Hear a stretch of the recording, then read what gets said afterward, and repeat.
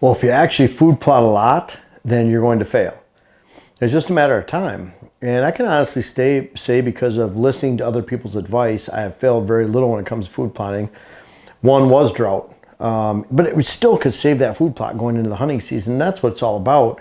There's a lot of things you can do up to the last minute to make sure that even if you have problems, troubles that arise, that you can still have effective food plots. So we're going to go through some of these common food plot failures and really troubleshoot and try to help you. Whether you're watching this in the end of June, in July, August, there's something that can be done even into September, even in the most northern areas. So there's always something that can be done when it comes to saving a food plot. And number one, right off the bat, a lot of times, and might as well start ruffling feathers with this one right off the bat, but there's a lot of times that when you're planting a summer food plot, you've already failed because you're offering food at the wrong time for the wrong type of deer. You attract a bunch of does and fawns, they stick around in the fall, and that's not necessarily a good thing when you have high numbers and they're taking from your food plot and over browsing because you have an army of does and fawns waiting for your fall food plots to come in.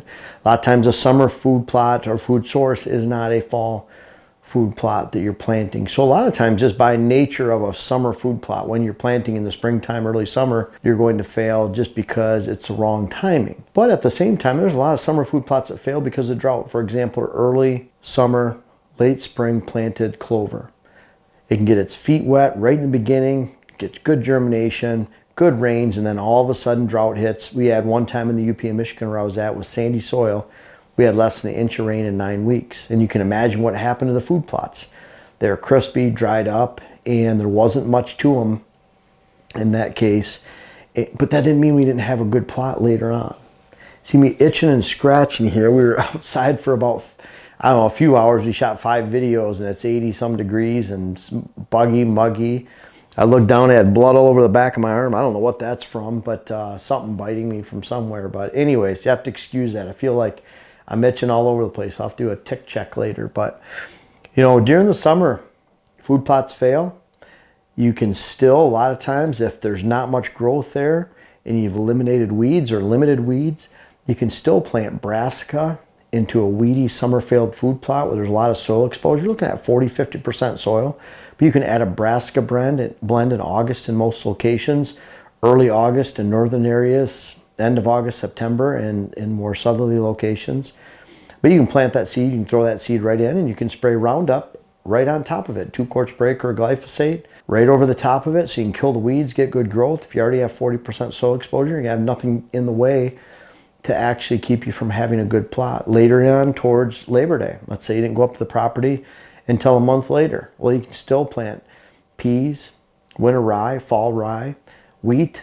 There's a lot that you can throw into that, but you have to spray and get rid of it. The problem is a lot of times people go in there, you till it up and replant, where you're just bringing all those weed seeds back to the surface and you're going to have a problem with weeds.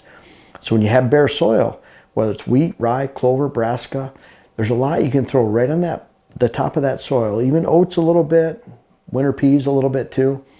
If you're getting good range, you can throw right on top of the soil, kill the existing vegetation and weeds and maybe leftover clover, alfalfa, whatever failed from the summertime, and you still get a great plot. Looking at brassica more towards early to mid to late August, and then cereal grains, winter rye, winter wheat, peas, more oats, more in that early September to end of September time frame. So really good way.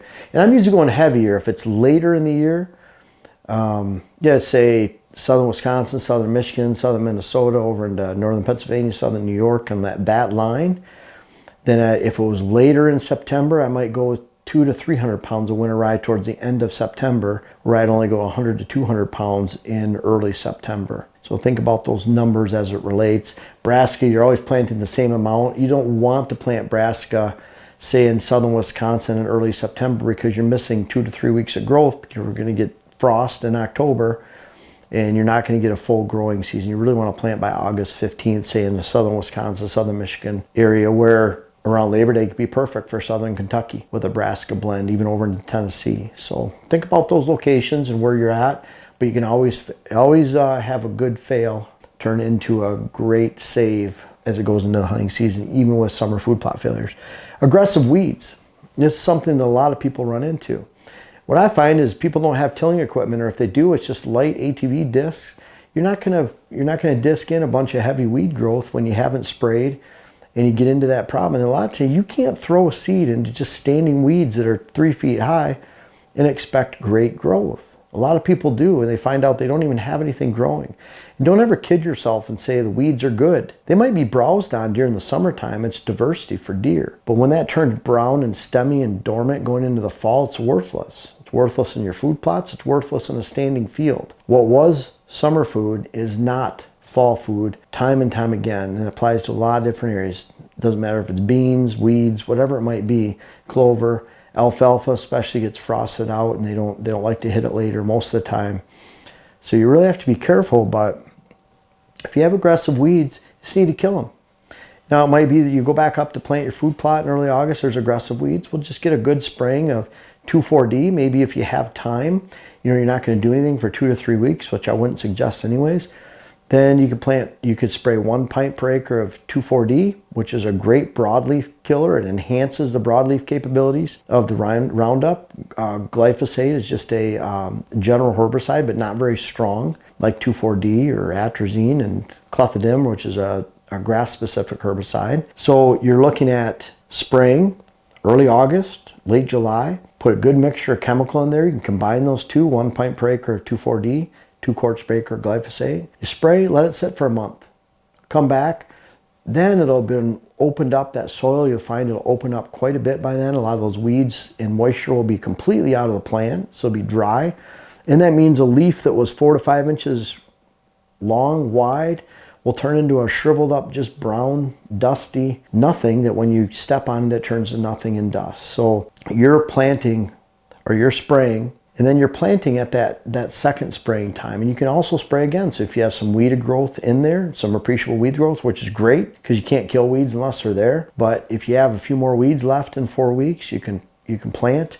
And if you have a lot of weed debris, you're not going to be able to plant some of the larger seeds like peas, even rye, wheat, oats. You're looking at brassica blends, clover. And think about rye. Throwing rye down in a spot like that, it might not get through initially, but rye is very, very, very hardy. So if you're throwing a winter rye down, not ryegrass, but winter rye, that can stay there for a long time. Your weeds start to break down even more after 3 or 4 weeks. You'll find all of a sudden that rye is growing. So something like rye you can throw in the ground, where oats are even a little bit bigger. Takes them a little bit more to germinate. A little bit more moisture. They need to be covered up a little bit more. So rye, or even wheat sometimes, because it's a little bit smaller, is a great broadcast and weight type seed, where it might take 3 or 4 weeks to grow through heavy weeds, but it will get to the soil eventually. Or things like brassica, clover, chicory can grow and work its way down in through that thatch right away. But anyways, you're waiting a month. If you just plan on spraying 3-foot high weed grass, throwing out some seed, you might be sorely mistaken. Might shade out your germinating brassica. Even rye can get shaded out and killed too completely. So be very careful when it comes to those tall weeds. But all you have to do, and now you can also go in there with a tiller and tractor, till it all up again, disc it. But you still should wait a month and spray, because if you're just tilling and disking to control weeds, you probably have a lot of weed seeds in there that are just going to come right back up. Seeds that are in the ground, or even in the weed bank that's dried out and dead on top of the ground already. Number 3, drought stricken. Plant your favorite food plot blend in early August. It doesn't grow. Rye is always a great food plot salvage. Again, I'm sheeting more towards in that southern Wisconsin to Minnesota, over to southern Michigan, northern Pennsylvania, New York, northern Ohio, northern Indiana. You're looking at sometime around Labor Day, you're putting about 100 pounds of rye down per acre. And that extends all the way into early October. You can put 300 pounds down per acre. You're not going to get a lot of height. You're just filling space horizontally. So always a great food plot save. Deer over browsing, same thing. You can get a great food plot save by throwing rye or wheat down. Wheat, there's not one that's better than the other, although rye has a little bit more oomph to it. It'll grow in even colder temperatures. It's not soil specific. Wheat needs heavier, good pH soils, where rye can grow in any type of soil, and it can take lower pH, and it has a little more oomph to it, and it grows in colder temperatures, germinates in colder temperatures. So winter wheat's great for better soils. It can even be preferred over rye, but rye is more of a do-all. That's why I talk about rye a lot, because it's the ultimate plot selvage, but it applies to overbrowsing too. You plant your great food plot in August, your favorite blend, doesn't grow because of drought, gets overbrowsed right away, like soybeans. A lot of soybeans, that's why I talk about soybeans failing so much, because people plant them in June, July, they get overbrowsed or down to the dirt, like we had in Minnesota right here. They only had 5 acres of soybeans in different areas.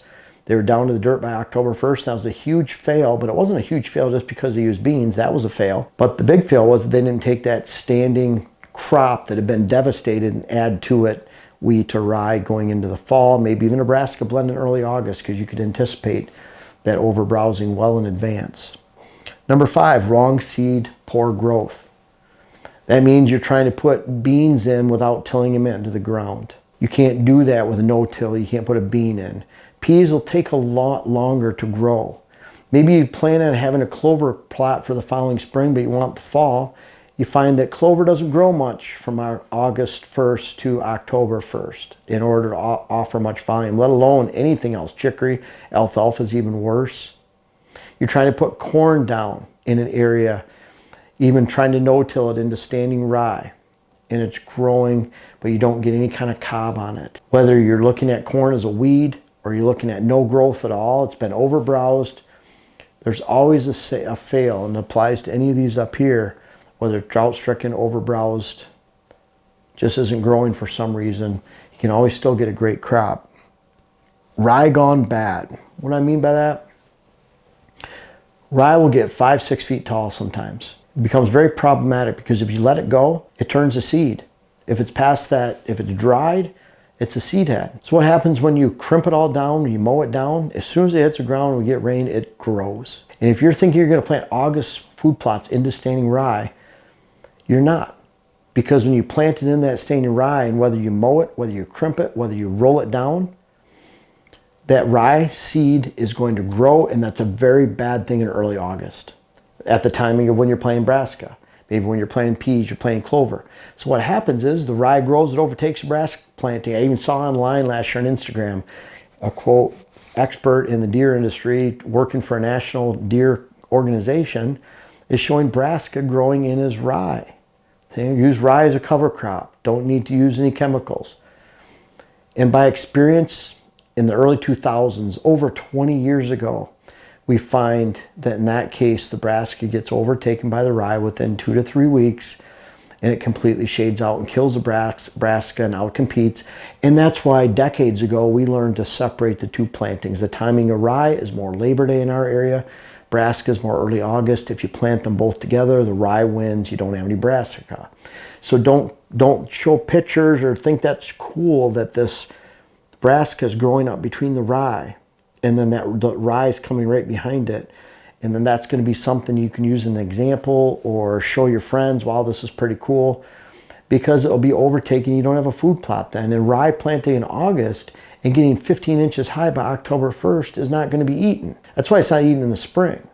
Once it gets above that spring growth of 7-8 inches high and starts to head out and get stemmy dormant, deer don't eat it.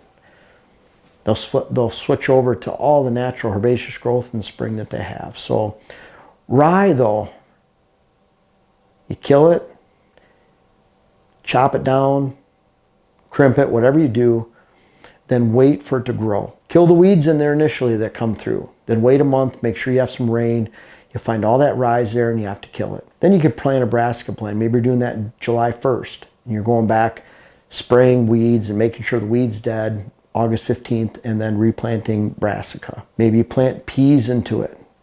Maybe you plant rye into it. The problem is you can't knock down rye August 1st because it'll grow when you need to be planting rye in early September, mid-September. So you're planting it a month early, it becomes too stemmy, tall, dormant.